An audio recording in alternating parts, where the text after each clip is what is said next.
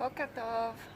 So this is my 5th morning in Jaffa and T-minus 1 day and counting. Today I take the bus up to Kiryat Shmona and up to the north where I'm going to start the Shvil, and after I finish my hearty Israeli breakfast, I'll tell you a little bit more about that. That was pretty funny. As I'm sitting here eating my breakfast, one of these feral domestic cats came up and found a spot at the bottom of a tree in front of me and did his thing. And it was pretty funny. It gives a whole new meaning to digging a cat hole.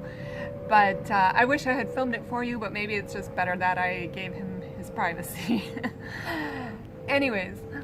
So today I've just finished my breakfast. That was lovely. Hit the spot.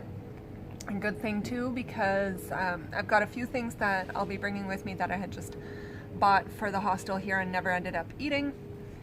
But other than that, I don't know when I'm gonna have lunch or my next meal because I'm going to go pack my backpack and probably take a cab to the central bus station where I'm gonna catch a bus to Kiryat Shmona, and from there onwards to where I'm going to be staying tonight. And tomorrow morning I hit the trail. I still have to hear back from the authorities about the permission for starting the trail where I want to. But hopefully they'll call me back today. If they haven't called me back by the afternoon, I'm going to have to call again. But yeah, one thing about yesterday. So yesterday I took my stuff into Jerusalem and left it at a friend's place, so that's all the things that I won't be needing on the trail. And uploaded some videos. It took a little while, so I didn't get home back to Yafo till very late and ran into issues with the buses at that point. But it was good. I met this fellow, very lovely fellow, who I met online through the Shvil forum, and he actually is a little bit older than me, and he did the Shvil himself a few years ago when he was about the same age as me, as I am now. So it was really lovely to talk to him, get some last minute advice about the first few days on the Shvil, and also just to talk to somebody who knows exactly what I'm going through right now. So that was really great, and experienced my very first official experience of trail magic, because Aryeh bought me my lunch and sent me off with the wet wipes and said that these are very useful on the trail, which of course I'm not quite in that mindset yet, so that was very lovely of him taking care of me like that. So thanks, Aryeh, and definitely hope we meet again while I'm here. So now I have to go pack all my remaining belongings into my backpack and head for the bus station. Alright, I'm all packed and ready to go, and just to show you my pack, I don't actually have the scale anymore. I left that in Jerusalem with my other stuff, so I have no idea how much it actually weighs.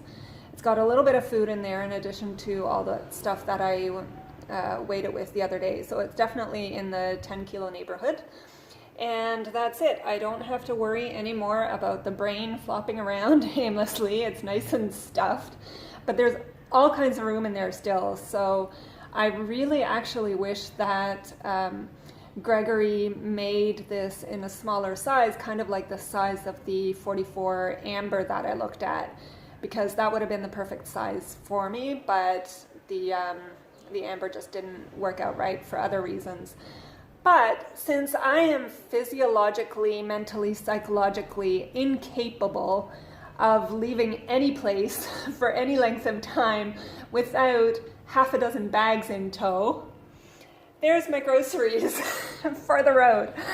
So this is going to be interesting, but this is not for the Shvil, it's just for getting from here to the north. And I just realized that I packed my socks. Drat! I need them. So I guess I'm gonna have to go find them somewhere in there. What a bummer. Okay. This is why I'm so super grateful that I didn't get the amber, because now I do have this side open, or front opening that they call it here, so I can actually get in a lot quicker than if I had the amber. I'd have to dig everything right out, open everything up and dig everything right out from the top to get to my socks that I forgot. So that's it. I have just checked out of the hostel here in Jaffa and I'm headed to the central bus station. I was going to take a cab, but the pack isn't as bad as I thought it was. So I'm actually going to brave the buses and head to the Tahana Merkazit in Tel Aviv.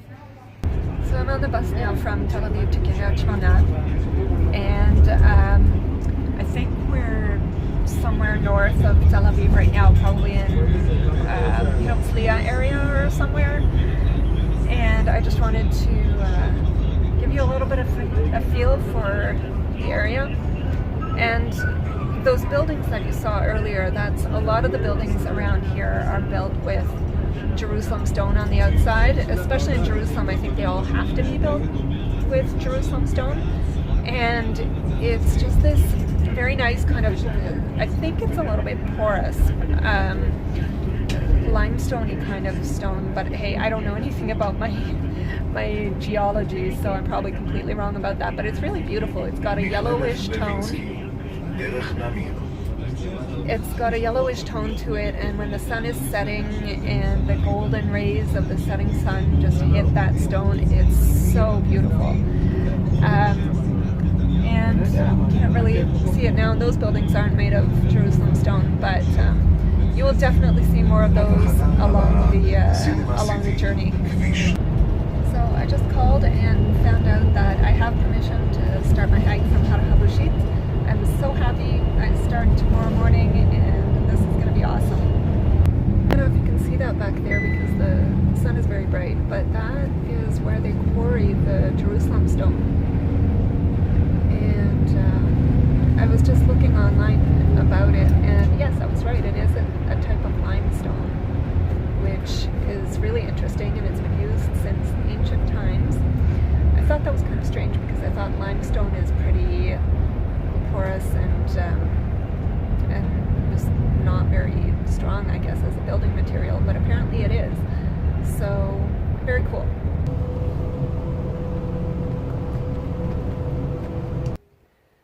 So I took the bus up from Kiryat Shmona, and I do mean up.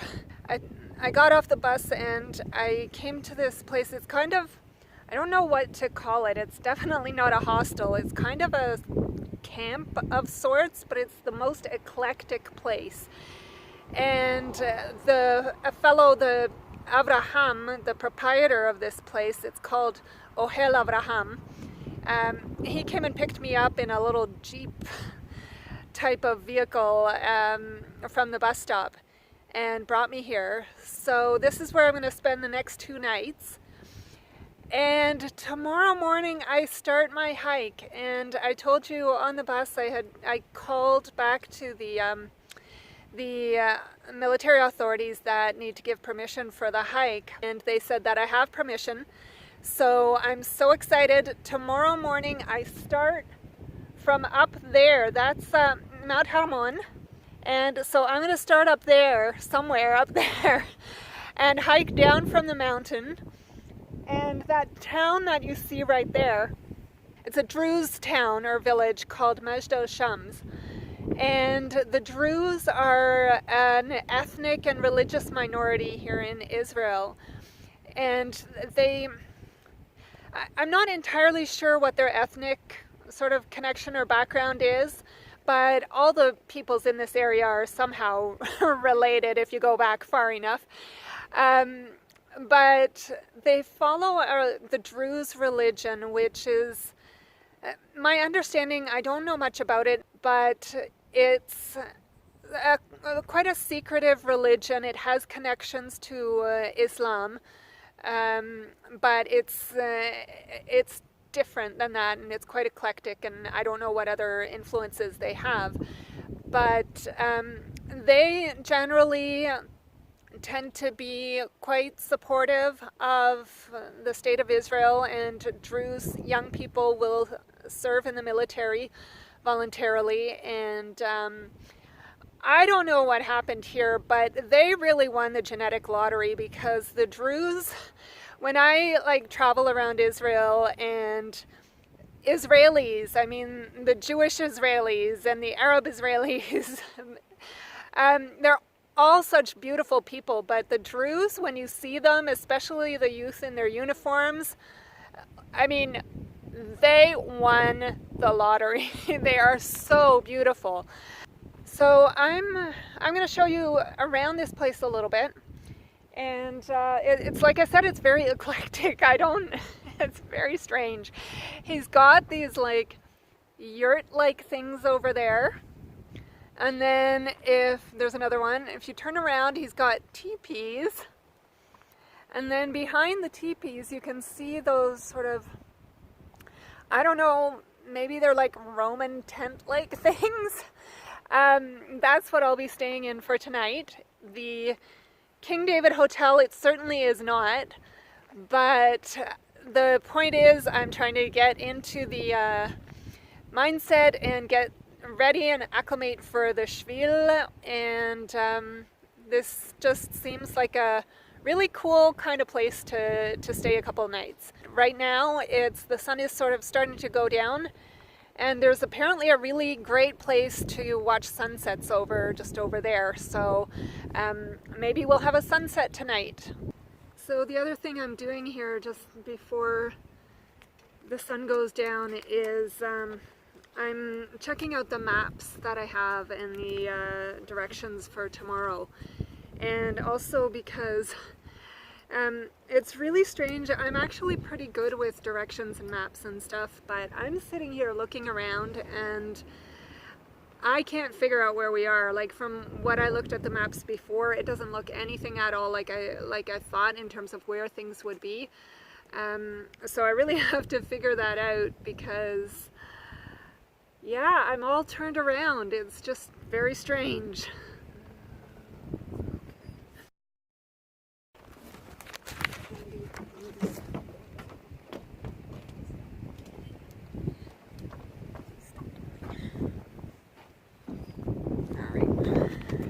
So this is my tent. It's one of those Roman tents that I showed you from afar.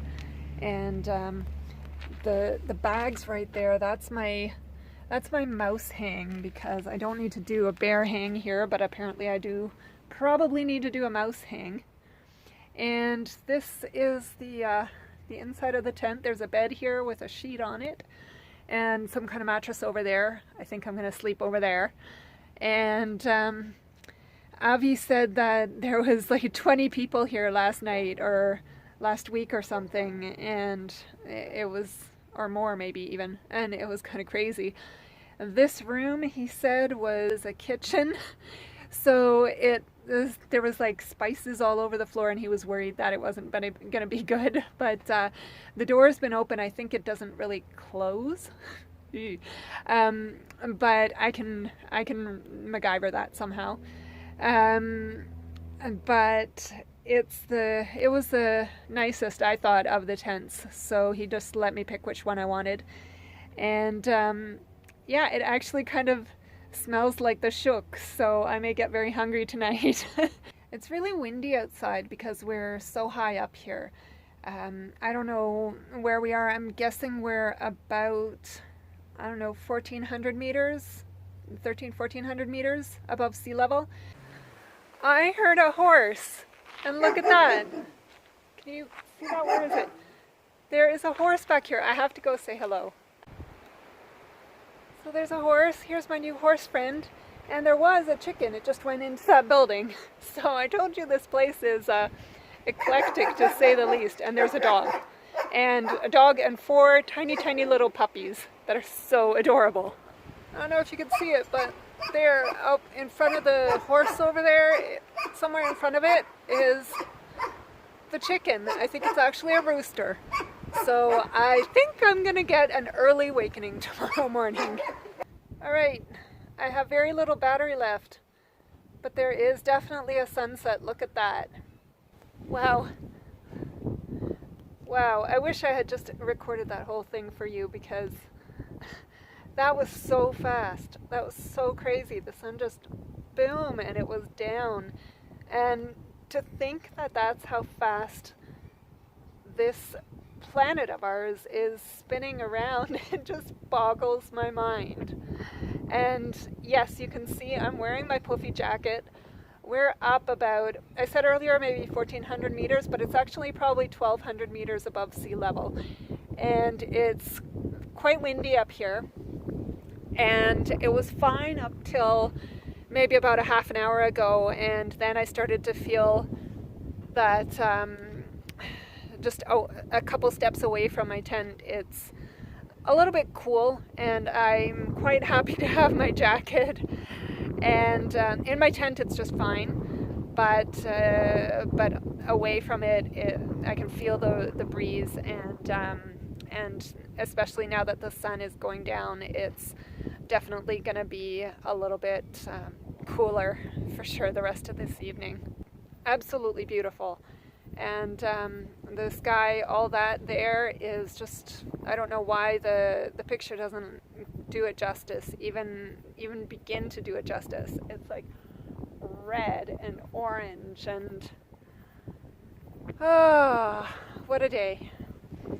And then over there you can see the lights of Majda Shams and Har Habushit, where I will get up to somehow in the morning and climb down from there to begin my Shvil journey. So for now, Laila Tov.